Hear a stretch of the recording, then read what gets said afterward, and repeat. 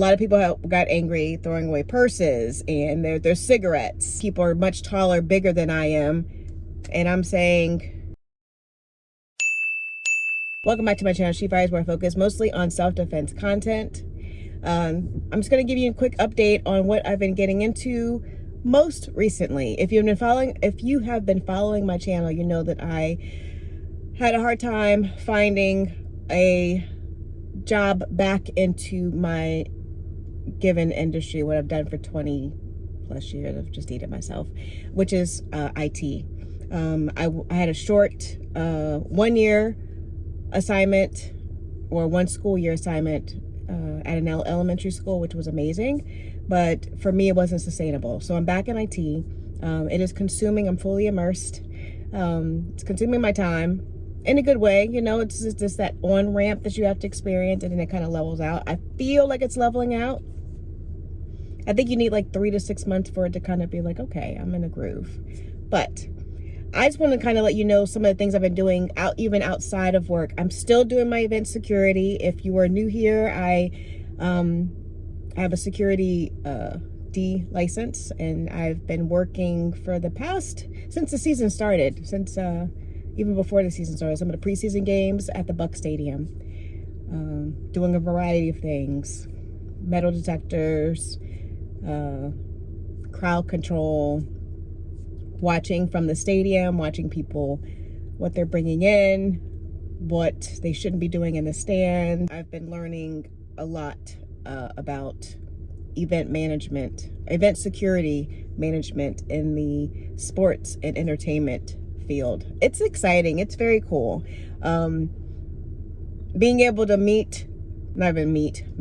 see players, like NFL players, that's been awesome. But I'm there to work, so I'm watching you. I've taken my love for people watching to a whole new level being here. And I have to tell you, when I was working this past weekend, anytime there's a Bucks game here, I'm usually working. But this last time, I think they're playing the 49ers. A lot of Californians came down and over for the game. Everything was fine, everything was great, but I was at the gate where people were coming in. They had people that, you know, take your hat off, empty your pockets, but I was on the inside, so as people were coming in, I was standing there. I'm watching people. I've other places people want to park like right next to you, but it's okay. My doors are locked. And one of the officers came up behind me and kind of stood. He goes, "You're standing with authority. You're standing like you know what you're doing." It's like, oh, thank you. Thank you. Although I'm small in stature, I always say I have a big presence. For good or for bad, it's something. But I took that as a compliment. That was very nice. He didn't have to say anything to me. Because I hold a security D license, that means I'm an unarmed security officer. We're just there to watch, observe, report. And then there's the Tampa Police Department. There are other, plainclothes. Is it closed or clothed? Who says that? There's no one who says that on a normal basis. Anyway, I was there for a short while, and then I moved to crowd control. Like I said, there were a lot of fans that were coming in for the game, and everyone always wants to congregate close to, the first 5 lanes and forget about the remaining lanes. So we had to there's more space over here, please come down. So I was doing all of that. And for me, I have to project my voice because it's crowded. These people are much taller, bigger than I am. And I'm saying, shorter lines to the end, and having to do that in motion with my hands continuously. And people asking questions, am I at the right gate? Let me see your ticket. A lot of that. Making sure people have a good experience, and making sure everyone's moving safely and not taking in vapes and chewing tobacco and purses and bags are too big.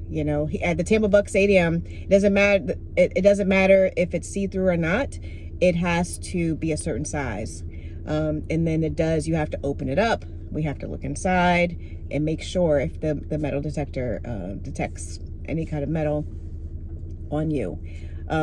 So a lot of that. A lot of people got angry throwing away purses and their cigarettes, because we're tobacco free.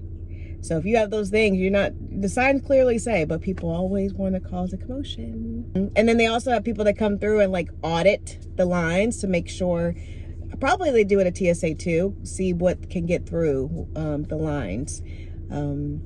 So that's an exercise that they continuously do, and then report any kind of breaches so that we can tighten up further. Anyway, I wanted to share that there are different levels when you're doing an event at that scale.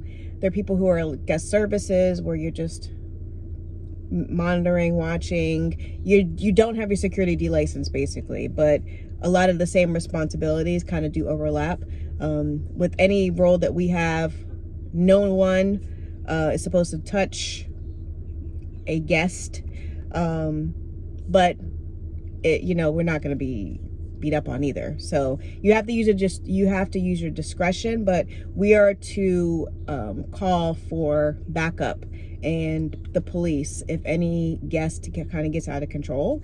But there's I won't say basic, because everyone does the jobs that are done are important, but there's different levels. The first level is just basic guest services, answering your questions, making sure you know where your seat is, where you're going. And then the next level, which is what I'm event security. And the difference between those, elevating to that level means you're a little bit more aware. You do have to do like a small security training orientation. And then you are assigned to certain roles at the stadium. The next level is the courtesy team. And that is a team that kind of walks around and monitors all spaces and can call out to someone like me or someone at the, I'll just say level 1, if they're not doing something right or they need extra assistance. They have the walkies. They can call out to the control room, or the control room can call down to them, hey, go to this section, this seat, this person is causing a scene, whatever, and have them removed from where they are, breaking up fights, things like that. So I've been just doing the basic event security, but I have been offered an opportunity, actually on 2 separate occasions, to interview for the courtesy team. And beyond the courtesy team, the next level, I won't say up, but you could pivot to is a security position, a security supervisor position. I don't want that. That means paperwork. That means watching people. I just want to be responsible for me watching fans. I don't want to be responsible for staff per se. So that would entail a whole lot more work for not a whole lot of money. Let me just say, you don't get a whole lot of money doing this, okay? Not at this type of event. A lot of folks commented that if I moved to private security, or if I did work with, maybe government, it would be a little bit different. Maybe not government now, but a different organization, the pay would be much higher. But I'm just doing this part-time. Like, I thankfully have a regular full-time job that supports me and my household. I'm comfortable now. I wasn't. Ask me 4 months ago, I wasn't comfortable. So I just do this for fun, and I enjoy it, and it does give me extra income to save up, or extra income to do something that I can feel comfortable splurging on.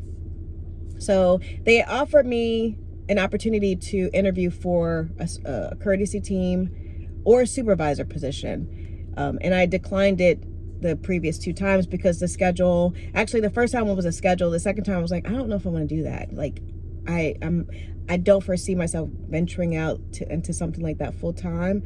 I don't want a whole lot of responsibility. But now I'm like, I like to roam, because the difference between what I do now and the security team, one of the differences is that I get to kind of move about the stadium instead of kind of staying in a central area. And I want that, because if you follow my channel, I have a lot of energy. You can't sit me like in a corner watching a door or something like that, or watching people walk by, and I can't do that. I want to be a roamer.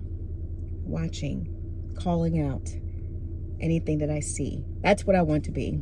So this coming week, I am interviewing for a courtesy team or a supervisor position. Like I said, I don't want the supervisor, but it's the same interviewing process, same day. So I'll keep it posted on how that goes. You know, not everyone gets called to do that. And so I feel honored from that perspective. But again, it's just part-time, something I'm doing for fun, but it is building my security resume. So I'm glad about that. I'm learning a lot and I'm enjoying it. As long as you're doing something that you enjoy safely, you have an opportunity to do it, why not? So while I still want to, while I'm still capable of doing the things that they've asked me to do, I'm gonna do it as long as time permits. Also, before I transition, shout out to one of my amazing channel members, subscribers of the channel, community members is what I like to call you. All of you out there watching this video right now. This is the Monstrum Ghost Red Dot. Shout out to profile name. Shout out to profile name HandsomeUnc for sending this to me. This is awesome. This is awesome. I am so grateful that you sent this to me. I already messaged you, but I told you that I was going to personally share it with the greater community, your generous contribution to my rifle. This is going on my 7.5. If you watch my short most recently, I have a 7.5 tricolored 5.56, and it does not have a red dot on it. I can't wait to put this on my rifle. I appreciate you, HandsomeUnc, for sending this to me. Thank you. It sounds funny to say that. I haven't gone to the gym in a hot minute, okay? I'm feeling very plush lately, candidly. Since I've been getting back into working steadily and have decent insurance. I had okay insurance with the school, but I have, you know, much better insurance. I've been going to the doctor, medical, dental, vision. I have still a couple others to do, but I just wanted to remind you, your safety does not just involve having a firearm or pepper spray or a knife. Your health matters. Your health and your mental state, your mental health matters. So make sure, this is my reminder, because I've been going to the doctor. I found out that I am iron deficient, and so they said you have to take an iron pill every day. I was kind of anemic anyway.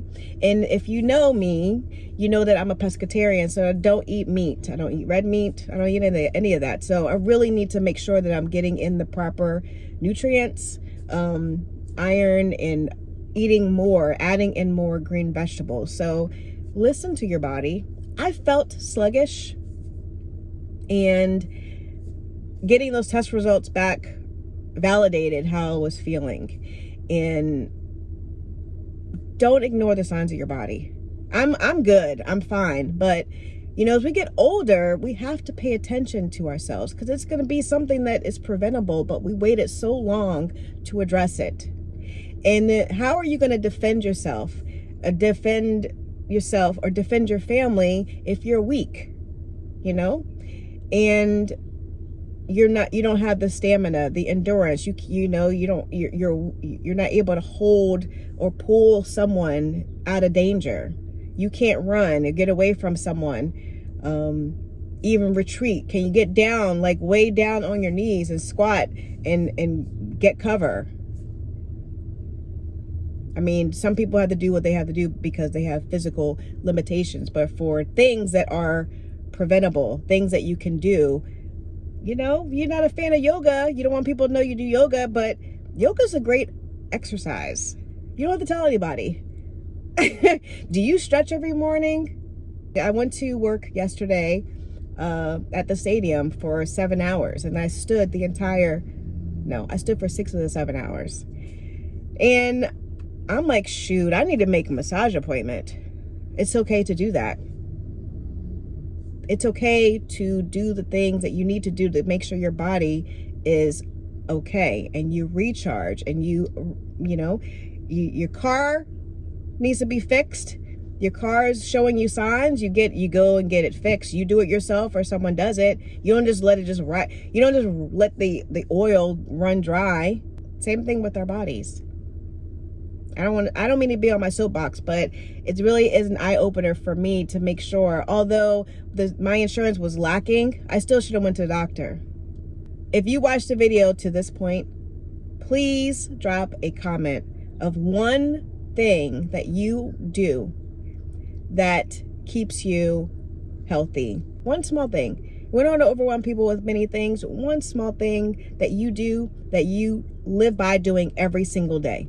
I look forward to reading your comments. I definitely want to know. I'll drop one too that I do.